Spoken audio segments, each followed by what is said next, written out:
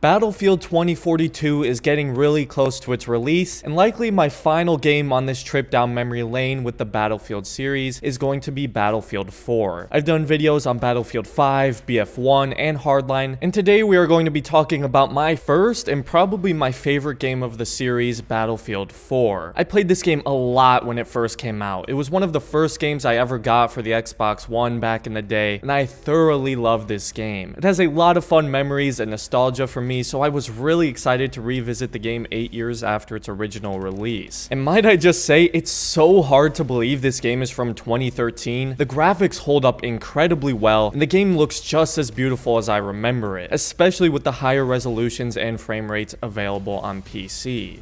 Now, the campaign from this game was pretty forgettable for me. I believe I played it years ago, but I barely remembered anything from it, and after replaying it, it really isn't anything special. It of course still has that crazy, over-the-top action and thrilling set pieces these Battlefield campaigns are known for. However, I found the characters and story behind everything pretty boring. The protagonist is a mute character who goes by Wrecker and becomes the leader of a Marine squadron that goes by Tombstone. I actually really wish Wrecker spoke in this campaign because it's explained by the other characters that Wrecker has a deep history with a lot of them, like Irish and Dunn, and it would have been cool to see those characters interact rather than all the characters talking to you, pretending that you're responding. It's probably part of the reason I couldn't get invested with the story and its characters, and I think if the characters had more interactions and personality to them, it would have been at the very least more engaging. It just felt like a very basic and standard story for this kind of game. It definitely still had some fun moments, but everything story-wise was very bland for me personally. The campaign also has a very tedious and repetitive mission design, and I know most campaigns for games like this don't usually have a lot of variety to them. It's just mindlessly shooting waves upon waves of enemies, and I got tired of it pretty quick. It had a few stealth sections, but they were simple and got old quick as well. It's not a bad campaign, but it just didn't really have anything that allowed it to stand out from some of the other campaigns of the series.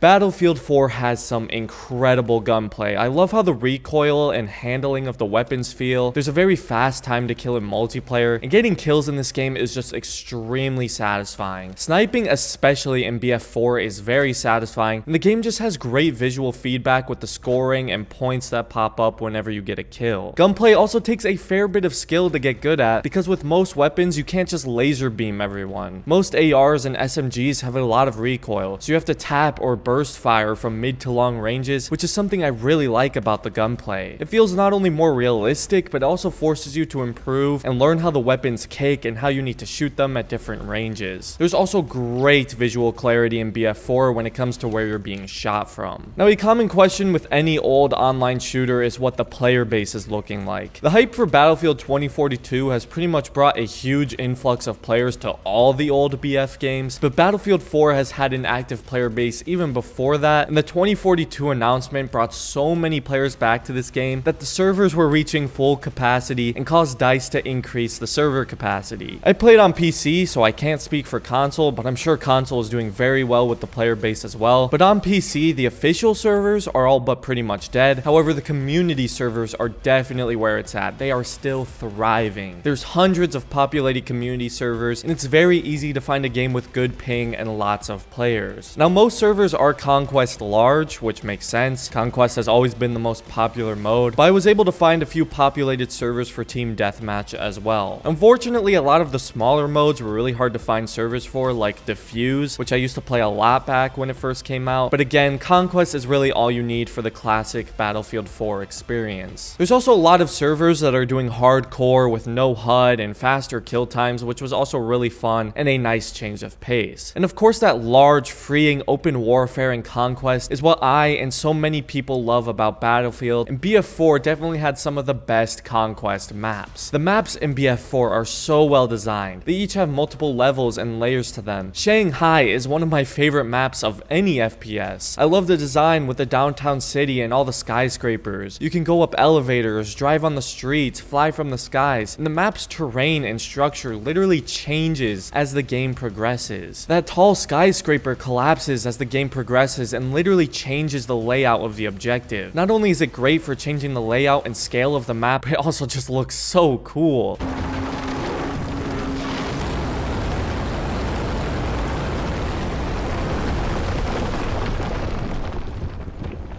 Battlefield is well known for its destructible and ever-changing environments and its maps, and BF4 was one of the games that did it best. I just love how open and freeing the maps feel. It's so immersive and chaotic, with all the tanks and helicopters and all kinds of different vehicles creating havoc around the map. BF4 also has a very clean looking HUD, I might add. My only complaint with it is the minimap can be pretty confusing, since it's hard to tell what level or floor the enemies are on when looking at it, but it's a very minor complaint. Battlefield 4 does have the normal class system with Assault, Engineer, Support, and Recon. They're all pretty self-explanatory with different weapons and gadgets unique to each class, like Assault having defibrillators, or Engineer with the anti-vehicle launchers, or Support with its ammo boxes. BF4 has my favorite revive system. It's so quick and easy to revive people with the defibrillators. A lot of people really love BF4's class system, and that's the source of the controversy with BF 2042 right now, since it removed that class system and instead replaced it with specialists who have their own unique gadgets and skills. So many people point to Battlefield 4 as a good example for how the class systems should be designed so that they are balanced. We'll see how the specialists work out for 2042 though when it comes out. BF4's progression system is quite simple. It's not like BF1, Hardline, or BF5 where there's some sort of currency system you need to buy new weapons or attachments with. You get attachments by just getting kills with the weapon or unlocking them through battle packs, and you get new weapons in a class by just playing with that class and earning score with it. Simple and straightforward, and that's why I really like BF4's progression system. There's also these field upgrades in Battlefield 4 in which you get upgrades and enhancements like increased movement speed or increased ammo and grenade capacity. You can choose which upgrade path you'd like in the loadout screen. There's quite a lot of them, and you can activate them by killing enemies, completing team-based objectives, or healing and resupplying teammates. It's a pretty cool system that you don't see in Battlefield games much anymore, and it encourages and rewards players for playing like a team and helping each other out, and it's too bad it's not returning in Battlefield 2042.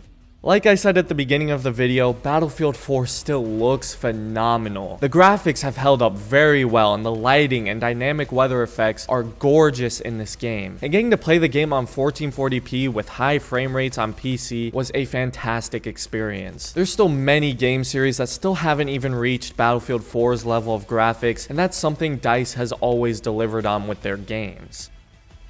Battlefield 4 has aged incredibly well over the years, and it was a true pleasure to revisit the game in 2021. It's definitely still worth playing in 2021, and many people still do, so I definitely recommend the game if you've been considering checking it out. I got the game for free since I have EA Play, so that's a great option if you don't want to spend too much money on the game, although I'm assuming a lot of you already own this game. Playing Battlefield 4 again has really made me even more excited for Battlefield 2042, and I'm really curious how it'll stack up in comparison.